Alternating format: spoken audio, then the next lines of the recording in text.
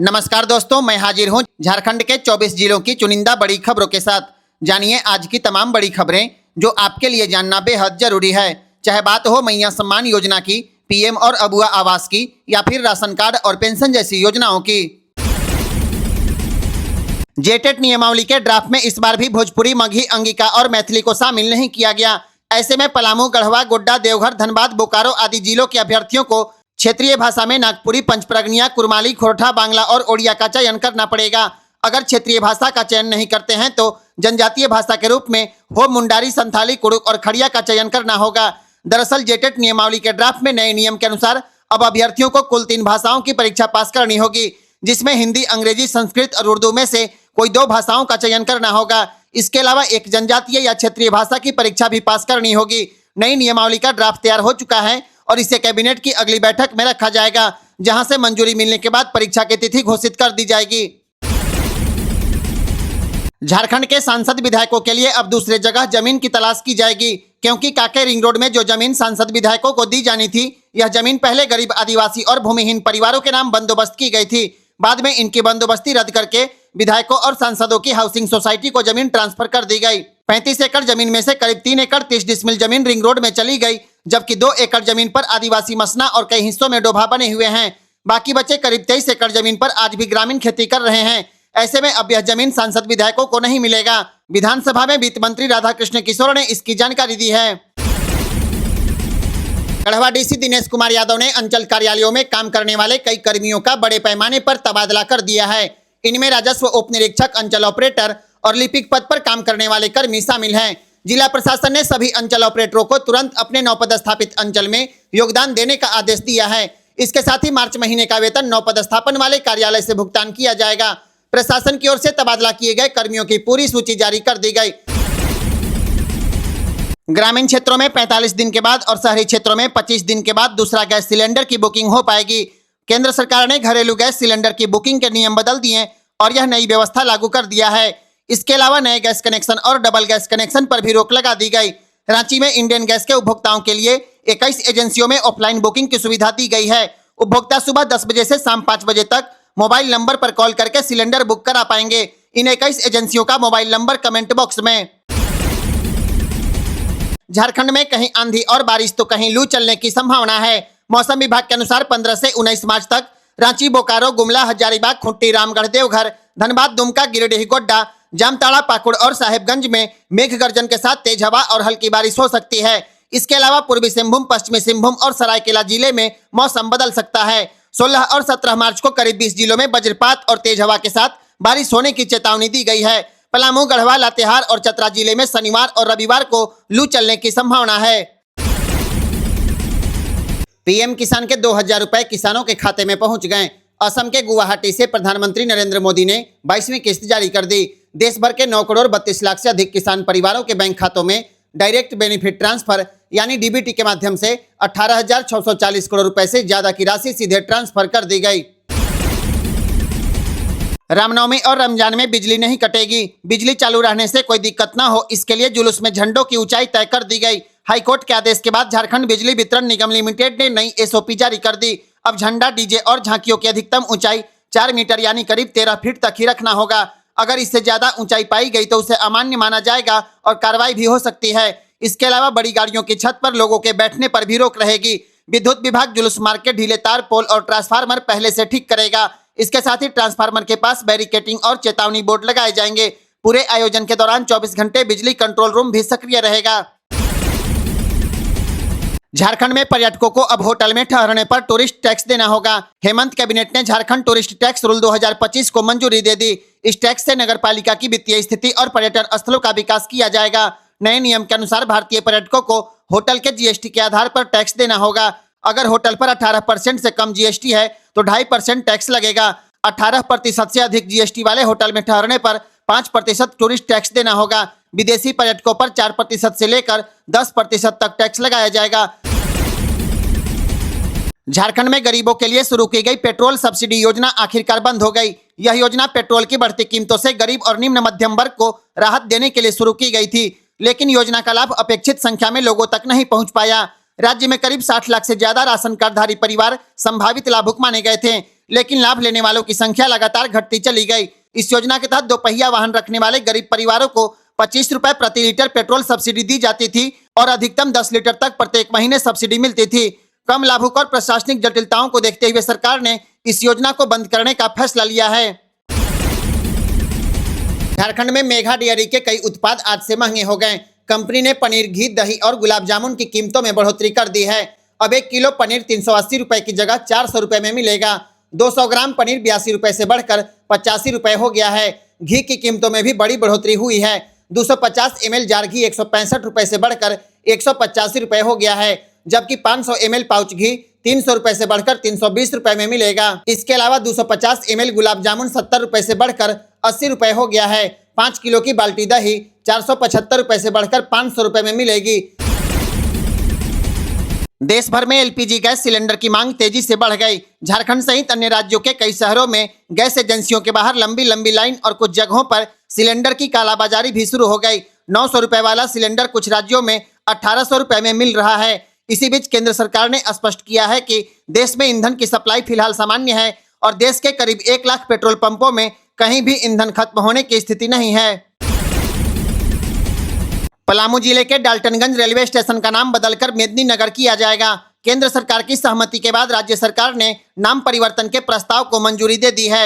यह फैसला मुख्यमंत्री हेमंत सोरेन की अध्यक्षता में आयोजित कैबिनेट की बैठक में लिया गया। आपको बता दें, डाल्टनगंज शहर का नाम पहले ही मेदिनीनगर किया जा चुका है, लेकिन रेलवे स्टेशन का नाम अब तक डाल्टनगंज ही था। अब सरकार की मंजूरी के बाद रेलवे स्टेशन का नाम भी मेदिनीनगर करने की प्रक्रिया शुरू हो जाएगी। झारखंड में धान बेचने वाले किसानों को 1 सप्ताह के अंदर भुगतान देने का वादा फेल हो गया। हालांकि 16 मार्च से किसानों के बकाया भुगतान शुरू कर दिए जाएंगे। करीब 1 महीने के बाद भी किसानों का 201 करोड़ 44 लाख रुपए अब तक बकाया है। किसानों से खरीदे गए धान के लिए सरकार को 787 करोड़ रुपए का भुगतान करना था, जिसमें से 586 करोड़ रुपए ही अब तक दिए जा सके हैं। दरअसल भुगतान के लिए झारखंड राज्य खाद्य निगम ने पंजाब नेशनल बैंक से 1000 करोड़ रुपए का लोन लेने की प्रक्रिया शुरू की थी, लेकिन लोन मिलने में देरी की वजह से भुगतान अटक गया। राज्य खाद्य निगम के प्रबंध निदेशक सत्येंद्र कुमार के मुताबिक लोन जल्द स्वीकृत होने की उम्मीद है और 16 मार्च से बकाया भुगतान शुरू किया जाएगा। झारखंड में गर्भवती महिलाओं का अल्ट्रासाउंड फ्री में कराया जाएगा। इसके साथ ही 42,000 सहियाओं को टैबलेट दिए जाएंगे। सरकार ने लोकेशन ट्रैकिंग सिस्टम से लैस 237 हाईटेक एम्बुलेंस खरीदने की भी घोषणा की है। इनके संचालन के लिए दुमका और जामताड़ा में कॉल सेंटर बनेगा। एमजीएम अस्पताल जमशेदपुर सहित निर्मल महतो मेडिकल कॉलेज धनबाद और रांची के सदर अस्पताल में कैथलैब स्थापित किया जाएगा। स्वास्थ्य सेवाओं के विस्तार के लिए एएनएम और जीएनएम के 7,500 पदों पर बहाली होगी। 10,500 मैन पावर की नियुक्ति भी की जाएगी। झारखंड विधानसभा के बजट सत्र में स्वास्थ्य मंत्री डॉक्टर इरफान अंसारी ने इसकी घोषणा की है। झारखंड में वन भूमि पर कब्जा करने वालों के लिए बड़ी चेतावनी सामने आई है। राज्य में वन विभाग जल्द ही अतिक्रमण हटाओ अभियान शुरू करेगा। रिपोर्ट के अनुसार राज्य में करीब 50,000 एकड़ वन भूमि पर अतिक्रमण के मामले सामने आए हैं। हालांकि वन विभाग के आधिकारिक आंकड़ों में करीब 32,000 एकड़ जमीन पर कब्जे की बात स्वीकार की गई है। बताया जाता है कि वन भूमि का अवैध हस्तांतरण, खेती के लिए जंगल साफ करना और सड़क किनारे दुकान खोलना अतिक्रमण बढ़ने की सबसे बड़ी वजह बन रहा है। इसी को देखते हुए वन विभाग रिकॉर्ड और अभिलेखों का अध्ययन कर रहा है ताकि जल्द ही अतिक्रमण हटाने की बड़ी कार्रवाई की जा सके। इसके साथ ही वन विभाग अपना भूमि बैंक भी तैयार करेगा, जिसका उपयोग पौधरोपण और वन क्षेत्र के विकास के लिए किया जाएगा। रेलवे के यात्रीगण कृपया ध्यान दें, अब यात्रियों को प्लेटफार्म पर प्रवेश करने से पहले टिकट स्कैन करना अनिवार्य होगा। मेट्रो स्टेशन की तरह रेलवे जंक्शन पर भी ऑटोमेटेड एंट्री और एग्जिट गेट लगाए जाएंगे। यात्री के टिकट पर मौजूद क्यूआर कोड को स्कैन करने के बाद ही प्लेटफार्म पर प्रवेश मिलेगा। स्कैनिंग के बिना गेट नहीं खुलेगा और एंट्री नहीं हो पाएगी। रेलवे का कहना है कि इससे बिना टिकट यात्रा पर रोक लगेगी और स्टेशन पर अनावश्यक भीड़ भी कम होगी। बताया जाता है कि यह व्यवस्था देश के 12 बड़े रेलवे जंक्शन पर पायलट प्रोजेक्ट के तौर पर शुरू की जा रही है। अगर यह प्रोजेक्ट सफल रहा तो धीरे धीरे देश के अन्य स्टेशन पर भी लागू की जाएगी। झारखंड में अधूरे पड़े सड़क निर्माण योजना अगर मार्च महीने तक पूरा नहीं हुआ और केंद्र सरकार ने योजना को एक्सटेंशन नहीं दिया तो झारखंड को बड़ा आर्थिक झटका लग सकता है। वित्तीय वर्ष खत्म होने में सिर्फ 3 सप्ताह बचे हैं, लेकिन अब तक सिर्फ 309 किलोमीटर सड़क ही बन पाई है, जबकि इस साल 1450 किलोमीटर सड़क बनाने का लक्ष्य रखा गया था। आंकड़ों के अनुसार 1041 किलोमीटर सड़क का काम अब भी अधूरा है। ऐसी स्थिति में केंद्र की 60% राशि भी राज्य को खुद वहन करनी पड़ेगी, जिससे 400 करोड़ रुपए से ज्यादा का अतिरिक्त भार पड़ सकता है। आपको बता दें, इन योजनाओं में 60% राशि केंद्र और 40% राज्य सरकार देती है। अब राज्य सरकार को योजना की अवधि बढ़ाने के लिए केंद्र से एक्सटेंशन मांगना पड़ सकता है। झारखंड में विधवा पुनर्विवाह को बढ़ावा देने वाली योजना में लातेहार, पाकुड़ और पलामू जिला सबसे आगे है। वित्तीय वर्ष 2025-26 की रिपोर्ट के अनुसार इन 3 जिलों ने आवंटित राशि का 100% खर्च कर दिया है। मुख्यमंत्री कन्यादान योजना में हजारीबाग, पश्चिमी सिंहभूम, साहिबगंज और पलामू बेहतर प्रदर्शन करने वाले जिले बन गए हैं। हालांकि राज्य स्तर पर विधवा पुनर्विवाह योजना की सिर्फ 31% राशि और कन्यादान योजना की 68% राशि ही खर्च हो पाई है। सबसे चौंकाने वाली बात है कि राज्य के 12 जिलों में इस योजना की राशि का 1 रुपया भी खर्च नहीं किया गया। इन जिलों में गढ़वा, गिरिडीह, गोड्डा, खुंटी, रामगढ़, कोडरमा और सिमडेगा समेत कई जिले शामिल हैं। आपको बता दें, विधवा पुनर्विवाह योजना के तहत पुनर्विवाह करने वाली महिला को 2 लाख रुपए की प्रोत्साहन राशि दी जाती है, जबकि मुख्यमंत्री कन्यादान योजना में गरीब परिवार की बेटियों के विवाह पर सरकार 30,000 रुपए की आर्थिक सहायता देती है। अब गंभीर मरीजों को बिना स्टेबल किए रिम्स भेजना निजी अस्पतालों को महंगा पड़ सकता है।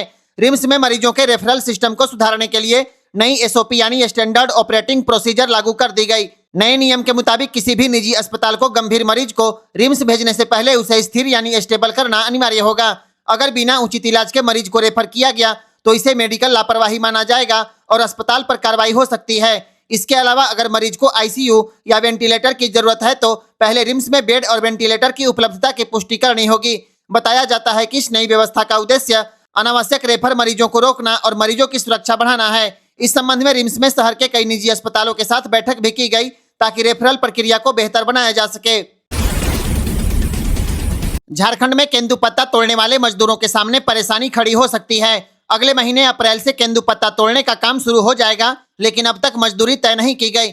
इस काम में सबसे ज्यादा महिलाएं मजदूरी करती है और प्रत्येक साल करीब 100 करोड़ रुपए मजदूरी के रूप में बांटे जाते हैं। मजदूरी तय करने की जिम्मेदारी सलाहकार समिति की होती है, लेकिन अब तक इसकी प्रक्रिया पूरी नहीं हो पाई। बताया जाता है कि झारखंड राज्य वन विकास निगम में 1 महीने से प्रबंध निदेशक यानी एमडी का पद खाली है। 31 जनवरी को पूर्व एमडी के सेवानिवृत्त होने के बाद से यह पद अब तक भरा नहीं गया। इसके कारण निगम के कई काम प्रभावित हो रहे हैं। कर्मचारियों का वेतन और भुगतान भी अटका हुआ है। अगर जल्द निर्णय नहीं हुआ तो केंदुपत्ता मजदूरों को इस साल बड़ी परेशानी झेलनी पड़ सकती है। 14 मार्च तक शादी का लगन रहेगा और 15 से शादी ब्याह बंद हो जाएगा। 9, 10, 11, 12, 13 और 14 मार्च शादी के लिए शुभ माने जा रहे हैं। हालांकि 9 मार्च और 11 मार्च को लगन सबसे तेज है, जिसके कारण इन दिनों सबसे ज्यादा शादियां होने की संभावना है। इसके बाद 15 मार्च से खरमास शुरू हो जाएगा, जिसके कारण लगभग 1 महीने तक कोई भी मांगलिक कार्य नहीं होंगे। ज्योतिषाचार्यों के अनुसार 15 मार्च से 14 अप्रैल तक खरमास रहेगा। खरमास खत्म होने के बाद 15 अप्रैल से फिर विवाह के शुभ मुहूर्त शुरू हो जाएंगे। हालांकि मई महीने में अधिक मास यानी मलमास लगने के कारण कुछ समय के लिए फिर से शादी विवाह के मुहूर्त बंद हो जाएंगे। आधार कार्ड में अपडेट को लेकर नियम में बड़ा बदलाव कर दिया गया। अब एक बार में आधार कार्ड में सिर्फ एक ही जानकारी अपडेट करा पाएंगे, यानी आप नाम, जन्मतिथि, जेंडर, पता या मोबाइल नंबर में से एक ही बदलाव एक बार में करा पाएंगे। अगर आप एक साथ कई जानकारी बदलने की कोशिश करेंगे तो आपका आवेदन रिजेक्ट हो जाएगा। उदाहरण के लिए अब नाम और जन्मतिथि, नाम और जेंडर या नाम, पता और मोबाइल नंबर एक साथ अपडेट नहीं करा पाएंगे। यूजर को हर बदलाव के लिए अलग अलग आवेदन करना होगा। नए नियम के मुताबिक ऑनलाइन अपडेट कराते समय एक बार में केवल एक ही डिटेल बदलें, तभी आपका काम हो पाएगा। झारखंड के अस्पतालों में हॉस्पिटल मैनेजर के 201 पदों पर नियुक्ति के लिए ऑनलाइन आवेदन मांगे गए हैं। इससे पहले भर्ती प्रक्रिया गड़बड़ी की शिकायत के बाद रद्द कर दी गई थी। अब इसे फिर से शुरू कर दिया गया। इन पदों के लिए 10 मार्च से आवेदन शुरू होंगे और 30 मार्च तक फार्म भरे जा सकेंगे। 201 पदों में 81 अनारक्षित, 20 ईडब्ल्यूएस, 52 एसटी, 20 एससी, 16 BC1 और 12 BC2 श्रेणी के पद शामिल हैं। इन पदों के लिए हॉस्पिटल मैनेजमेंट या हेल्थ केयर में पीजी डिप्लोमा, एमबीए या पब्लिक हेल्थ में पोस्ट ग्रेजुएशन योग्यता अनिवार्य रखी गई है। सरकार का कहना है कि इससे मेडिकल कॉलेज, सदर अस्पताल और सामुदायिक स्वास्थ्य केंद्रों में प्रबंधन व्यवस्था और बेहतर होगी। झारखंड में 5 मुखिया और 11 जलसहिया की संपत्ति जब्त की जाएगी। 12,000 रुपए वाले ग्रामीण शौचालय निर्माण योजना के घोटाले में अब सख्त कार्रवाई की तैयारी शुरू हो गई। करीब 1 करोड़ 55 लाख रुपए के गबन के मामले में इनकी संपत्ति अटैच करने की प्रक्रिया तेज कर दी गई। नीलाम पत्रवाद पदाधिकारी मोजाहिद अंसारी की कोर्ट ने इस संबंध में आदेश जारी किया है। आरोप है कि ग्रामीण शौचालय निर्माण के लिए सरकार ने जो राशि भेजी थी उसे निकाल तो लिया गया, लेकिन कई जगह शौचालय नहीं बना। साल 2018 में एक शौचालय के लिए 12,000 रुपए की राशि दी गई थी। इस मामले में कुल 19 मुखिया और जलसहिया शामिल पाए गए थे। हालांकि 14 लोगों ने राशि वापस कर दी या तो शौचालय बनवा दिए, लेकिन बाकी आरोपियों पर अब कुर्की की कार्रवाई की जाएगी। यह मामला जमशेदपुर के पोटका और चाकुलिया प्रखंड से जुड़ा हुआ है। पाकिस्तान में पेट्रोल और डीजल 55 रुपए महंगा हो गया है। पाकिस्तानी रुपया के हिसाब से पाकिस्तान में पेट्रोल 336 रुपए और डीजल 321 रुपए लीटर पहुंच गया है। अमेरिका, इजराइल और ईरान जंग का असर अब पाकिस्तान पर दिखने लगा है। हालांकि भारत में पेट्रोल और डीजल के दाम बढ़ने की उम्मीद नहीं है, क्योंकि अमेरिका ने भारत सरकार को रूस से 3 अप्रैल तक तेल खरीदने का लाइसेंस दे दिया है। ऐसे में भारत में पेट्रोल और डीजल के दाम अभी नहीं बढ़ेंगे। हालांकि पेट्रोल पंपों पर डीजल और पेट्रोल लेने के लिए लोगों की भीड़ लगातार बढ़ रही है। आपको बता दें, पेट्रोलियम मंत्रालय ने शनिवार से घरेलू गैस के दाम में 60 रुपए की बढ़ोतरी कर दी है। बीएड, एमएड और बीपीएड संयुक्त प्रवेश प्रतियोगिता परीक्षा 2026 के लिए ऑनलाइन आवेदन मांगा गया है। बुधवार से आवेदन जमा होने की प्रक्रिया शुरू हो गई। आवेदन 25 मार्च तक जमा होगा। नामांकन में झारखंड सरकार की आरक्षण नीति प्रभावी होगी। झारखंड के विश्वविद्यालय से उत्तीर्ण अभ्यर्थियों के लिए 85% सीटें आरक्षित होंगी। 26 से 27 मार्च तक ऑनलाइन सुधार का मौका मिलेगा। परीक्षा 26 अप्रैल को होगी। परीक्षा केंद्र रांची, धनबाद, जमशेदपुर, बोकारो, दुमका, पलामू, हजारीबाग, चाईबासा के जिला मुख्यालय में बनाए जाएंगे। झारखंड सरकार ने कुष्ठ रोग और सांप काटने की घटनाओं को अब गंभीर और अधिसूचित बीमारी घोषित कर दिया है। कहने का मतलब है कि अब अगर किसी को कुष्ठ रोग हो जाए या सांप काट ले तो इसकी जानकारी अस्पताल को सरकार को देना जरूरी होगा। इसका फायदा यह होगा कि मरीजों को समय पर इलाज मिलेगा और सरकार को सही आंकड़े मिल पाएंगे। सांप काटने के मामलों में अब सभी बड़े अस्पतालों में एंटी स्नेक वेनम दवा उपलब्ध रहेगी। वहीं कुष्ठ रोग के मरीजों को मुफ्त दवा और पूरा इलाज दिया जाएगा। सरकार का कहना है कि इससे मौत और विकलांगता के मामलों में कमी लाई जा सकेगी। यानी अब इन बीमारियों पर सरकार और सख्ती से नजर रखेगी। झारखंड में 108 एम्बुलेंस सेवा को और मजबूत किया जाएगा। स्वास्थ्य विभाग ने 237 एडवांस लाइफ सपोर्ट यानी ALS एम्बुलेंस खरीदने का फैसला किया है। हर एम्बुलेंस की कीमत करीब 50 लाख रुपए होगी और कुल खर्च 100 करोड़ रुपए से अधिक होने की संभावना है। अभी राज्य में 440 एम्बुलेंस चल रहा है, लेकिन इनमें से 200 से ज्यादा 8 साल से पुरानी हो चुकी है। नई ALS एम्बुलेंस में वेंटिलेटर, ब्लड प्रेशर और ऑक्सीजन मॉनिटर जैसी आधुनिक सुविधाएं होंगी। इसके साथ ही ऑक्सीजन सपोर्ट सिस्टम, इमरजेंसी दवाएं और प्रशिक्षित स्टाफ भी रहेगा। नई गाड़ियां आने के बाद पुरानी एम्बुलेंस की नीलामी की जाएगी और उससे मिलने वाली राशि राज्य कोष में जमा होगी। सरकार का कहना है कि इससे गंभीर मरीजों को बेहतर और समय पर इलाज मिल पाएगा।